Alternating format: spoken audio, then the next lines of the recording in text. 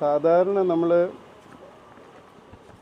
ഒരു ഡിസിപ്ലിൻ ഫോഴ്സിൽ അല്ലെങ്കിൽ ഡിസിപ്ലിൻഡ് ആയിട്ടുള്ള ഓഫീസേഴ്സ് ചെയ്യുന്നൊരു കോഴ്സിയാണ് നമ്മളൊരു സീനിയർ ആയിട്ട് ആരെ കാണുമ്പോഴും. ഇപ്പോൾ നമ്മൾ പോലീസിലാണെങ്കിൽ യൂണിഫോമിലാണെങ്കിൽ സല്യൂട്ട് ചെയ്യും.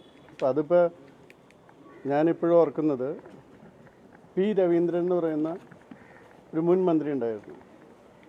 എനിക്ക് കൊല്ലത്ത് വന്ന സമയത്ത് അദ്ദേഹത്തെ അറിയില്ലായിരുന്നു. അദ്ദേഹം പിന്നെ MLA ഒന്നും അല്ലാതിരുന്നു. അപ്പോൾ അന്ന് എൻ്റെ DIG, അത് പെരുമൺ സംഭവം നടക്കുന്ന സമയത്താണ് കാണുന്നത്. അപ്പോൾ DIG ഒരാളെ സല്യൂട്ട് ചെയ്യുന്ന കണ്ടു. അപ്പോൾ ഞാൻ അദ്ദേഹത്തിനോട് ചോദിച്ചത് ആരാണ് സാർ സല്യൂട്ട് ചെയ്തതെന്ന് ചോദിച്ചപ്പോൾ പറഞ്ഞു ഇങ്ങനെ മുൻ മന്ത്രിയാണ്, ഇപ്പോൾ MLA ഒന്നുമല്ല, പക്ഷേ പിന്നീട് അപ്പോൾ അങ്ങനെയുള്ള കാര്യങ്ങളിൽ അപ്പോൾ ആ റാങ്ക് മാത്രമല്ല, അപ്പോൾ നമ്മൾ യൂണിഫോം ഉള്ള സമയത്ത് കാണിക്കുന്ന ഒന്നാണ് സല്യൂട്ട് ചെയ്യുന്നത്. അപ്പോൾ അത് സ്വാഭാവികമായിട്ടും ഒരു സീനിയർ ഇത് വരുന്ന സമയത്ത് നമ്മൾ കൊടുക്കുന്നതാണ്. ഇപ്പോൾ സാധാരണ യൂണിഫോം ഇല്ലെങ്കിൽ അറ്റൻഷനാകും.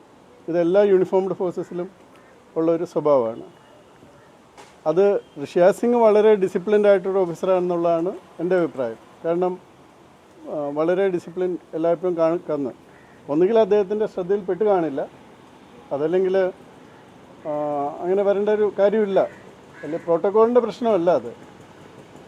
വാസ്തവത്തിൽ നമ്മൾ സ്വാഭാവികമായിട്ടും എന്താണ് നമ്മൾ ഇംഗ്ലീഷിൽ പറയുകയാണെങ്കിൽ എല്ലാ ഡിസിപ്ലിൻഡ് ഓഫീസേഴ്സും സ്വാഭാവികമായിട്ട് ഇങ്ങനെ കാണിക്കുന്ന ഒരു കോഴ്സിയാണ് ഒരു സീനിയറെ കാണുമ്പോൾ കാണിക്കുന്നത്. അത് ബോധപൂർവമാണെങ്കിൽ തെറ്റായ നടപടിയാണ്. അല്ല, അത് നമ്മൾ അത് അദ്ദേഹത്തിന് ഒരു അബദ്ധം പറ്റിയതാണെങ്കിൽ അത് കറക്റ്റ് ചെയ്യാനായിട്ട് നമ്മൾ പറയും. അല്ല, അതാണ് ഞാൻ പറഞ്ഞത്. പ്രോട്ടോക്കോളിനുപരി നമ്മൾ എല്ലാവർക്കും ഇപ്പോൾ മന്ത്രിയാവണമെന്നില്ല, ഇപ്പോൾ തൊട്ട് സീനിയർ ഓഫീസർ ആയാലും നമ്മൾ സാധാരണ കൊടുക്കുന്ന ഒരു ഉപചാരമാണത്. അത് സീനിയോറിറ്റി വെച്ച് നോക്കുമ്പോൾ. അല്ലാതെ തന്നെ ഞാൻ പറഞ്ഞതുപോലെ നമുക്ക് ബഹുമാനം തോന്നുന്ന പലരെയും ഇപ്പോൾ നമ്മൾ റാങ്ക് അനുസരിച്ചാണ് എല്ലാവരും സാറിന് വിളിക്കുന്നത്, അല്ല. അപ്പോൾ അതുകൊണ്ട് രണ്ട് വിധത്തിലുമുണ്ട്. അപ്പോൾ ഇതിൽ തീർച്ചയായിട്ടും മന്ത്രി എന്ന നിലയ്ക്ക് നമ്മൾ ഉപചാരം അർപ്പിക്കാൻ എന്താ പറയുന്നൊരു നമുക്കൊരു കടമ കൂടിയുണ്ട്.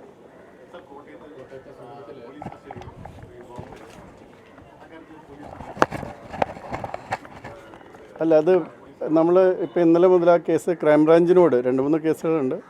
ആ 3 കേസുകളും ക്രൈംബ്രാഞ്ചിന് കൊടുത്തിട്ടുണ്ട്, അവരന്വേഷിക്കട്ടെ. അതുകൂടാതെ പോലീസ് കംപ്ലയിൻറ്റ്സ് അതോറിറ്റിയും ഹ്യൂമൻ റൈറ്റ്സ് കമ്മീഷനും അന്വേഷിക്കുന്നുണ്ടല്ലോ, അവരുകൂടി അന്വേഷിക്കട്ടെ. എന്ന് പോസ്റ്റ്മോർട്ടം കഴിയുമ്പോൾ എന്തൊക്കെ ഇഞ്ചുറി ഉണ്ടായിരുന്നെന്ന് അറിയാൻ പറ്റും.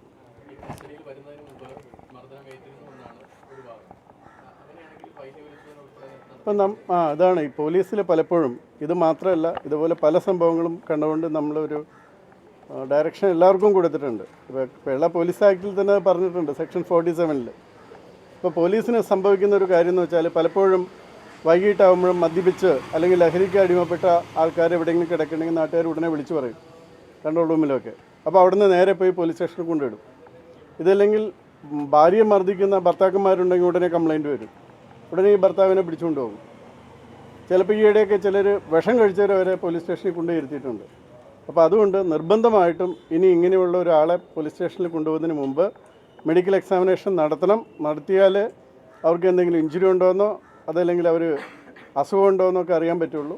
അതുകൊണ്ട് ഇനി പോലീസ് സ്റ്റേഷനിലേക്ക് ഇങ്ങനെ ആളുകളെ കൊണ്ടുപോയി ഇരുത്തുന്നതിന് മുമ്പായിട്ട് മെഡിക്കൽ എക്സാമിനേഷൻ കമ്പൽസറി ആയിരിക്കണം എന്ന് നിർദ്ദേശം കൊടുത്തിട്ടുണ്ട്.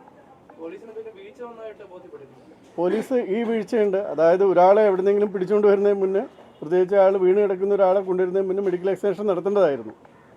ആ വീഴ്ചയുണ്ട് തീർച്ചയായിട്ടും. അല്ല, അതേ കാര്യങ്ങളെ പറ്റി ഇപ്പോൾ ഈ അന്വേഷണങ്ങൾ നടക്കുന്നവർ അവർ പറയട്ടെ. പക്ഷെ നമുക്ക് അറിയാവുന്നത് ഏതായാലും ഒരു മെഡിക്കൽ എക്സാമിനേഷൻ കൂടാതെ അവിടെ ഒരിക്കലും വെച്ചിരിക്കാൻ പാടില്ലായിരുന്നു. അല്ല, അവർക്ക് അതിനാണ് അയാളെ സസ്പെൻഡ് ചെയ്തിട്ടുള്ളത്. അതായത് ഒരാളെ വീണ് കിടക്കുന്നു എന്ന് പറഞ്ഞ് അറിവ് കിട്ടുന്ന ഒരാളെ കൊണ്ടുവരുന്ന സമയത്ത് മെഡിക്കൽ എക്സാമിനേഷൻ നടത്താതെ കൊണ്ടുവന്നതിനാണ് അയാളെ സസ്പെൻഡ് ചെയ്തിട്ടുള്ളത്.